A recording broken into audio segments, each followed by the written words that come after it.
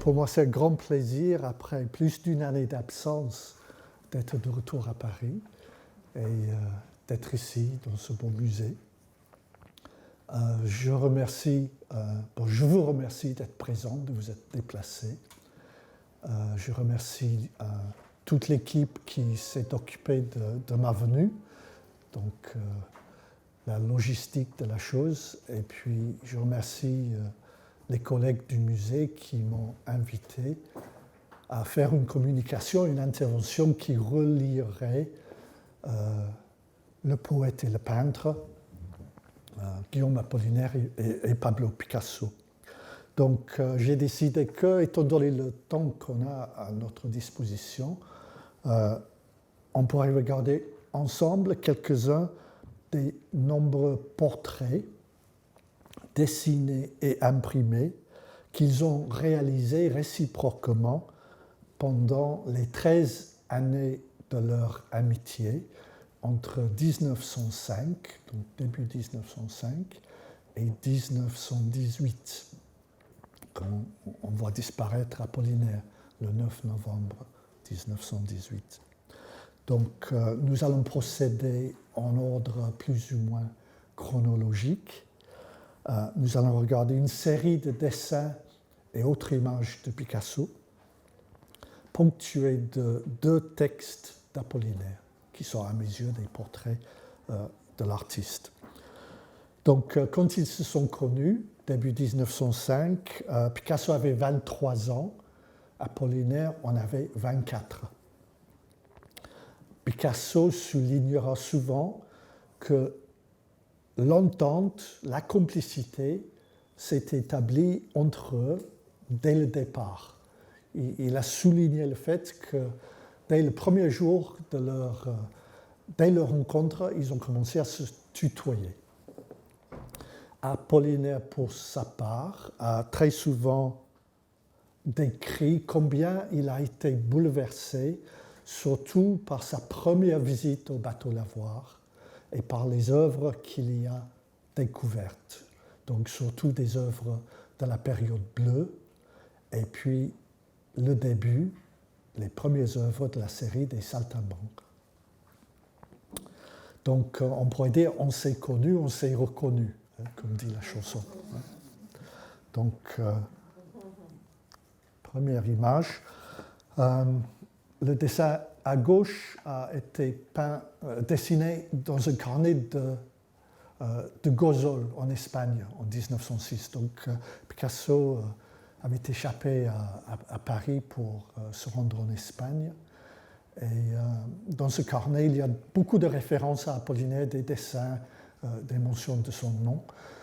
Mais j'ai choisi ce dessin un peu pour son caractère matriciel ou exemplaire en ce qui concerne les caricatures d'Apollinaire. Le dessin a des qualités qu'on va retrouver avec des variations dans de très nombreux portraits d'Apollinaire de style caricatural. D'abord, il y a la concision du style qui fixe les traits du poète avec une admirable économie graphique. Le propre de la caricature, c'est de simplifier et de schématiser afin d'accentuer avec plus ou moins d'humour les traits marquants du sujet. Pour représenter Apollinaire, Picasso déploie un petit nombre de signes emblématiques et chacun d'entre eux devient une sorte de synecdoque graphique, c'est-à-dire que le détail représente le tout. Picasso confère un tel rôle à la pipe du poète, par exemple, remplacée parfois par une cigarette, voire un cigarillo. Présence encore plus systématique, c'est la tête piriforme, c'est-à-dire en forme de poire. De façon concise, elle désigne le visage joufflu et la physionomie enrobée d'Apollinaire. Et puis, troisième trait emblématique, c'est le froncement des sourcils. La danse des sourcils ajoute une vitalité graphique au dessin.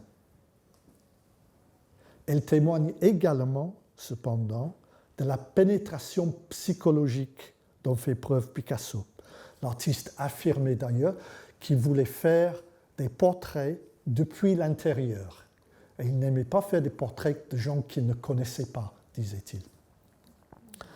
Or, Apollinaire, dans la vie, il est de bonne compagnie, il est jovial, il est bon mangeur, il connaît, comme il dit, je connais gens de toutes sortes. Il aimait rire, il avait plein d'anecdotes, il était intarissable par son savoir très hétéroclite. Mais Picasso, en dessinant Apollinaire, montre qu'il est sensible à l'angoisse qui taraude le poète, habité d'une profonde insécurité identitaire. Apollinaire est en effet un immigré en France, il est étranger en France.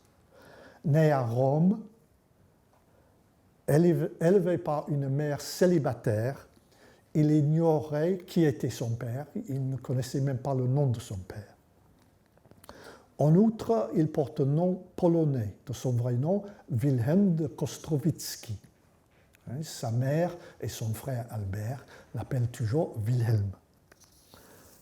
Il est du côté maternel polonais. Sa mère appartenait à la petite aristocratie polonaise. Mais la Pologne, à cette époque, comme vous le savez, la Pologne c'était nulle part, comme dit Jarry.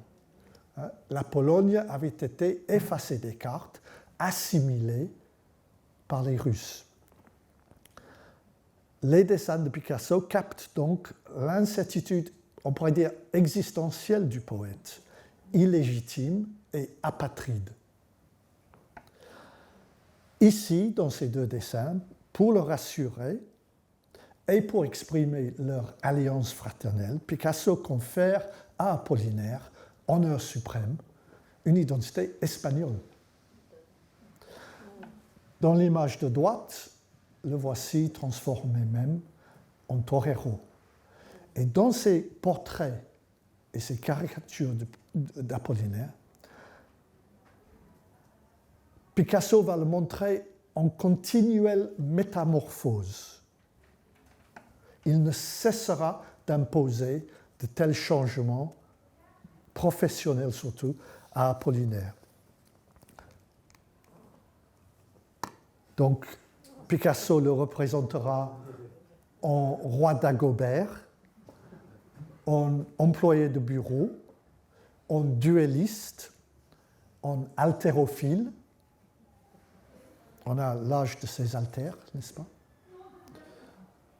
En élu immortel de l'Académie française. Il recense ainsi les vies possibles d'Apollinaire, les vies futures possibles d'Apollinaire. Il reconnaît le potentiel de ce jeune homme, tout en mettant en scène son instabilité identitaire. Tous ces changements montrent une certaine instabilité que perçoit Picasso. Donc voici Apollinaire en marin et en pape. On parlera plutôt, je pense, du pape Guillaume, d'accord? Donc, né à Rome, d'une mère polonaise, éduqué par les frères maristes, Apollinaire était nécessairement catholique ou de culture catholique au moins. Picasso l'installe sur le trône de Saint-Pierre, mais il fait tout de même d'Apollinaire un pontife ultramoderne. Il persiste à fumer la pipe, par exemple. Il arbore en outre au poignet un objet de mode dernier cri, c'est-à-dire une montre bracelet. Et comme vous le savez sans doute, la montre bracelet a été inventée par le bijoutier Cartier pour son ami l'aviateur Santos Dumont en 1904.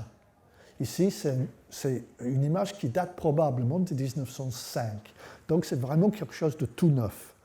Mais c'est un accessoire qui correspond parfaitement au poète d'alcool dont un des thèmes de prédilection et la fugacité de toute chose, le passage du temps, n'est-ce pas? Passent les jours et passent les semaines, ni ton passé, ni les amours reviennent, n'est-ce pas?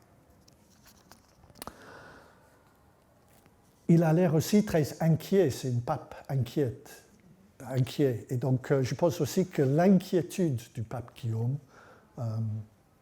fait qu'il appartient à notre XXe siècle. Donc, ça c'est un dessin composite sur lequel je vais passer à la trappe. Voilà. Donc, et je passe donc à un texte d'Apollinaire qui date d'avril 1905. Donc Apollinaire ne tarde pas à composer ses propres portraits d'Apollinaire qui paraissent comme articles de presse ou dans des revues. Et cela aussi, cet échange, Picasso offre tous ses dessins à Apollinaire et Apollinaire écrit sur Picasso dans la presse, ce qui est important pour ce jeune artiste qui est Picasso à cette époque-là. Je vous montre le premier écrit d'Apollinaire sur l'artiste espagnol. Et c'est ici donc qu'Apollinaire commence sa carrière de critique d'art. C'est son premier article sur une exposition parisienne. Aux Galeries Serrurier, Picasso présente des œuvres de la période bleue et de la période rose, début de la période rose, des peintures, des dessins, des gravures. Donc le texte est concis, je vais vous le lire. Picasso, peintre et dessinateur. On dit de Picasso que ses œuvres témoignaient d'un désenchantement précoce. Je pense le contraire, donc dès le départ combatif. Tout l'enchante et son talent incomparable me paraît au service d'une fantaisie qui mêle justement le délicieux et l'horrible, l'abject et le délicat. Tout est construit sur des contradictions dialectiques chez Apollinaire. Son naturalisme amoureux de précision se double de ce mysticisme qui, en Espagne, gît au fond des âmes les moins religieuses. On sait que Castelar, c'était un homme politique du XIXe siècle espagnol qui défendait l'État laïque, une république laïque. Donc on sait que Castelar portait un chapelet dans sa poche.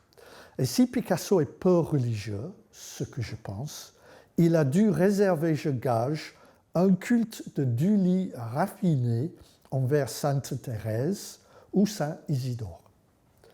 À Rome, au moment du carnaval, il y a des masques, harlequins, colombines ou cuoca francese, qui le matin, après une orgie terminée parfois par un meurtre, et le carnaval, c'est une fête de la transgression absolue, terminée parfois par un meurtre, vont à Saint-Pierre baiser l'orteil usé de la statue du prince des apôtres. Voilà des êtres qui enchanteraient Picasso. Sous les oripeaux éclatants de ces saltimbanques sveltes, on sent vraiment des jeunes gens du peuple, versatiles, rusés, adroits, pauvres et menteurs. Ces mères crispent des mains fines, comme on a souvent les jeunes mères de la classe populaire. Et ces femmes nues sont écussonnées de la toison que dédaignent les peintres traditionnels et qui est le bouclier de la pudeur occidentale. Voilà, Apollinaire fréquente Picasso à ce moment-là depuis moins de 3 mois. Et il en dresse déjà, à mes yeux, un portrait astucieux et contrasté, notamment à travers les œuvres de Picasso. Le qualifiant d'incomparable, jugement qu'il ne cessera de promulguer jusqu'à la fin de ses jours, Apollinaire met aussi le doigt sur quelques aspects fondamentaux de l'œuvre de Picasso. Donc je n'ai pas le temps de faire une explication de texte, je pourrais passer 1 heure avec cela, mais je vais relever 3 ou 4 éléments qui me semblent bien vus par Apollinaire. Il souligne par exemple l'empathie que ressent Picasso envers les jeunes gens du peuple et les jeunes mères de la classe populaire. Il identifie ainsi la veine populaire qui marquera la vie entière, le tempérament et toute l'œuvre de Picasso. Picasso, le futur communiste. Selon Apollinaire, l'art de Picasso, qualifié de naturaliste, est fondé sur l'observation précise de la réalité. Or, Picasso évitera en effet l'abstraction et son art restera ancré toujours dans des réalités humaines et matérielles. Picasso serait peu religieux, mais sensible tout de même à certaines formes de spiritualité. Il est vrai que Picasso sera toujours autant impressionné par El Greco que par la magie d'un masque africain. Nullement religieux, il a le sens du spirituel. Le nom de Picasso est un nom italien, emprunté à sa mère, qui est de filiation génoise. Et Apollinaire souligne ici la dette de Picasso envers l'Italie. Il se trouve devant les Harlequins de Picasso de l'époque rose. Notamment le personnage d'Harlequin qui provient de la Commedia dell'arte. Et ainsi, il souligne une certaine fraternité entre Picasso, un nom italien, et lui, né à Rome. Et puis, finalement, vers la fin du texte, Apollinaire évoque la représentation sans complexe des nus féminins dans l'œuvre de Picasso. La représentation de la nudité, anti-académique et sans pudeur, va en effet s'imposer avec insistance, une insistance croissance même, tout au long du parcours de l'artiste. Le joli compte-rendu d'Apollinaire constitue ainsi, dès avril 1905, un portrait de Picasso imprégné de vérité et de clairvoyance. Dès le départ, Apollinaire identifie des éléments qui seront récurrents et perdurables dans toute l'œuvre de Picasso. Bon, j'espère que je vous ai convaincu. Donc voilà Apollinaire élu à l'Académie française. Et je passe à gauche, à votre gauche, plutôt une carte-lettre de Picasso datée du 6 décembre 1905, qui se plaint d'une absence de la part d'Apollinaire. Je ne te vois plus, t'es mort.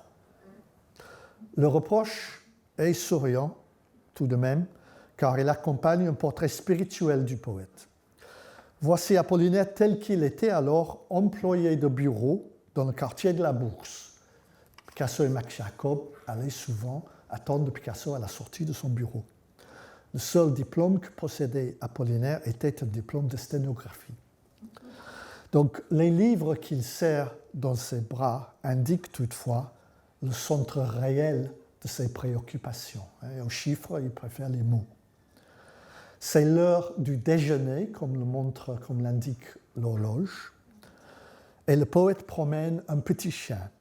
Or, nous savons que ce petit chien, c'est le chien de Madame Angelica de Kostowicki, la mère du poète, dont il existe une photo qui la montre endimanchée, avec un beau chapeau, avec son bras autour du même petit chien. Or, qui promène son chien est au bout de la laisse, n'est-ce pas? Picasso rappelle au poète son état de dépendance vis-à-vis de sa mère. À l'âge de 25 ans, Apollinaire, l'adresse officielle d'Apollinaire est toujours, en effet, celle de sa mère, en banlieue, au Vésiné. Le dessin pointe les contraintes, d'abord professionnelles, après filiales, qui, aux yeux de Picasso, réduisent l'autonomie d'Apollinaire et qui provoquent peut-être son absence de son atelier. Donc la carte-lettre transmet un message à Apollinaire. Libère-toi, vis comme les poètes. Message déjà communiqué à Max Jacob lorsqu'il avait été employé de commerce. Et voici à droite un bel harlequin. Il est seul, il lui manque une chaussure.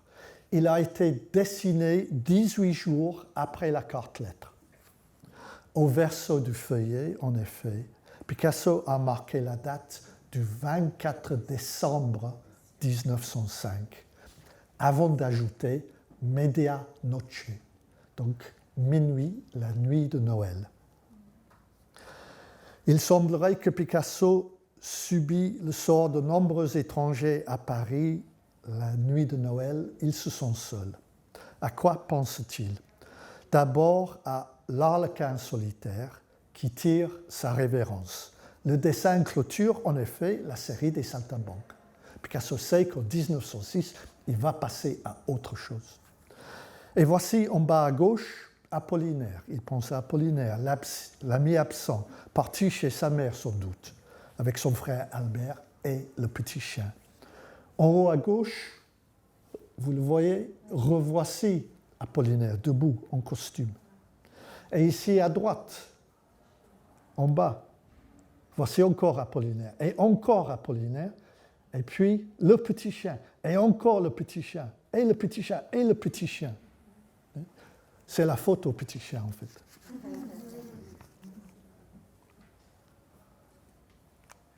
Donc, Picasso était dessinateur hors pair, mais il pratiquait également la photographie.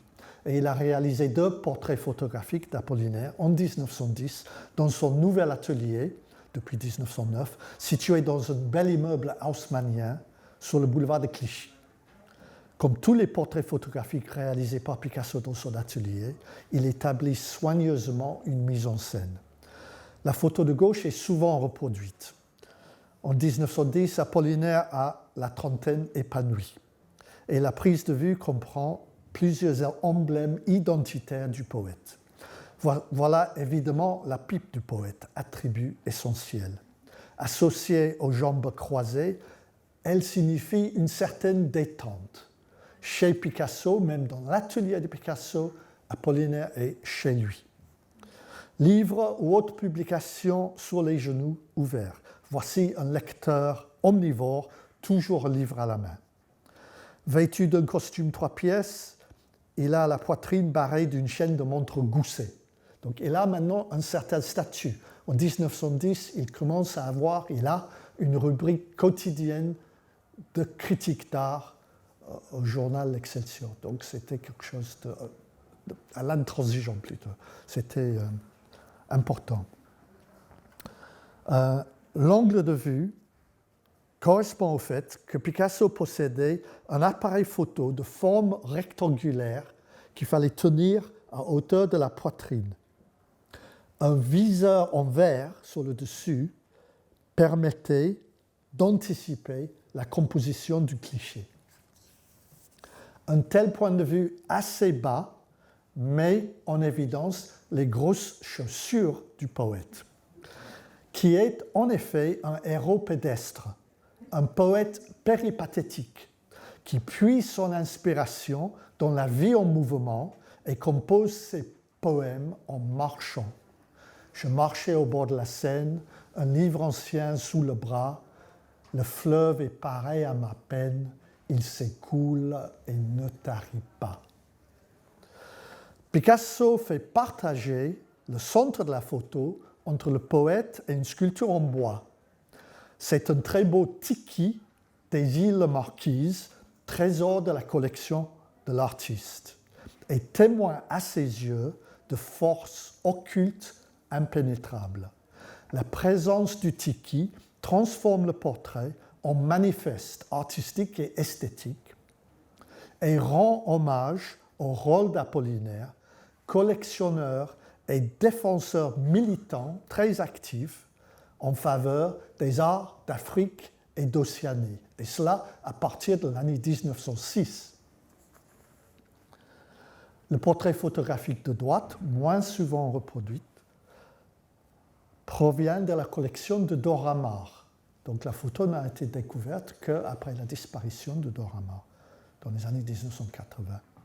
Voici le poète un peu ébouriffé, au regard étonné devant le monde, cliché qui capte aussi l'angoisse passagère qui caractérise le poète et la poésie d'alcool.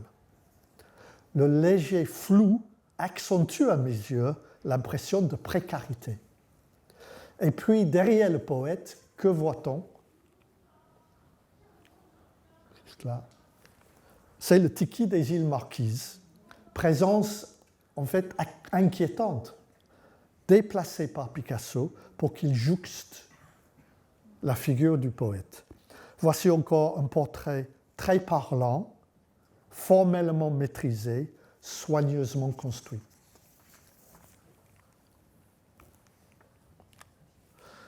Donc, on arrive maintenant à un sommet absolu parmi les portraits d'Apollinaire. 2 dessins offerts au poète et qui serviront de frontispice pour Alcool en 1913 et ensuite pour Calligramme en 1918. À gauche, pour Alcool, un portrait cubiste, ce qui donne à l'ensemble, ce qui souligne en quelque sorte la modernité de cet ensemble de poèmes, même si la majorité des poèmes dans Alcool sont en vers régulier. Réalisé au crayon, à l'encre de Chine et au lavis, il s'agit presque d'une miniature, car ce feuillet mesure 21 sur 15 cm, c'est petit. Les dimensions réduites lui confèrent une intensité et une finesse remarquables. On a essayé d'avoir ce dessin pour l'exposition apollinaire de l'Orangerie en 2016, mais on n'a pas pu l'obtenir. C'est dans une collection privée et on n'a pas pu l'avoir. Picasso sait qu'à cette échelle, réduit dans un recueil de poèmes, le dessin ne sera pas trop réduit. Quand c'est reproduit, je veux dire, dans un livre, le dessin ne sera pas trop réduit et ainsi ne perdra ni détail ni précision. Donc il a pris en compte le contexte dans lequel allait être reproduit le dessin. Dans l'espace géométrisé et encombré d'un atelier, l'on discerne les formes arrondies de la tête d'Apollinaire, quelques détails tels les cheveux, une oreille, un œil en amande, les épaules, sont transposés avec la simplicité essentielle de la caricature. Les traits épurés du portrait surnagent, partiellement submergés parmi la multiplication des plans superposés. Se confirme ainsi, je suggère, un rapport entre caricature et cubisme, forme d'expression qui applique des principes de sélectivité, de schématisation et de signes emblématiques. Il serait possible d'argumenter que Cézanne et la caricature furent les parents du cubisme. À droite, voici aussi un chef-d'œuvre de valeur historique. C'est un document vraiment historique. Voici Apollinaire, blessé par un éclat d'obus dans les tranchées en 1916. De retour à Paris, la tête entourée d'un pansement, toujours en uniforme bleu horizon. Nous sommes ici, je pense, loin de la caricature. La noblesse du trait et la gravité du visage tourné vers la gauche se réfèrent plutôt à un profil italien du XVe siècle, de Piero della Francesca par exemple, voire à un médaillon en bronze de la même époque, un médaillon déjà commémoratif. Dessiné au crayon, repris à la pierre noire, le visage est empreint d'une tristesse infinie. La poitrine du poète est ornée de la croix de guerre, croix de lourds tourments, écrit Apollinaire dans un calligramme de cette époque. Le poète assume une identité christique. Donc pour terminer, voici un poème d'Apollinaire datant du mois de mai 1917. Visuellement, il a le style d'un papier collé cubiste. Le déchiffrement du texte, aussi fragmentaire qu'un tableau cubiste, révèle qu'il s'agit d'un portrait poétique de Pablo Picasso, c'est bien cela le titre de l'œuvre, vu à travers l'ensemble de ses œuvres, depuis la période bleue, à travers le cubisme et jusqu'au ballet Parade. Ce poème a été publié pour marquer la première du ballet Parade en mai 1917. Pour représenter Picasso en 1917, Apollinaire crée son calligramme le plus complexe est le plus novateur. C'est un hommage à Picasso à la pointe de tout ce qui est moderne aux yeux d'Apollinaire. Nous voyons ici le poème définitif à droite, accompagné d'une épreuve qu'Apollinaire a corrigée avec une exigence méticuleuse. La création de ce portrait poétique fut un geste à la fois d'amour et d'inventivité audacieuse. Une remarque concernant le texte, je dis une chose. Au cœur de ce portrait, qui est un portrait paysage, Apollinaire souligne à 2 reprises la présence d'une grotte, d'une vaste grotte. Donc, je ne sais pas si vous le verrez. Enfin, la grotte est par ici une vaste grotte. Ce poème préfigure ainsi un texte en prose sur Picasso, composé par Apollinaire en janvier 1918 pour le galeriste Paul Guillaume, au cœur duquel il va situer un gouffre de mystérieuses ténèbres. Donc, quelques mois plus tard, la grotte deviendra un gouffre de mystérieuses ténèbres. Donc, on peut interpréter cela de différentes façons. Moi, je pense que la fréquentation de l'artiste espagnol a fait comprendre à Apollinaire que Picasso recèle dans son fort intérieur un espace ténébreux, insondable, à jamais inaccessible. Inaccessible aux compagnes du peintre, aux épouses, même aux amis les plus proches de l'artiste. Là-dessus, aucune intervention n'est permise, aucune concession n'est possible, car il s'agit de sa volonté absolue d'accomplir son dessein d'artiste. Il y a cette partie de Picasso que personne ne peut toucher et qui passe à travers tout. Donc voilà. J'essaie d'avancer. Voilà. Donc je vais vous laisser avec cela. La séance est terminée. Et donc voici Picasso. Il est un dessin fait lors de son voyage de noces à Biarritz en 1918. Il pense à Apollinaire encore. Et donc avec l'artiste et le poète, je lève mon verre pour vous remercier de votre attention et pour vous souhaiter beaucoup de plaisir tout au long de la soirée, même jusque tard dans la nuit, ici au musée Picasso. Merci.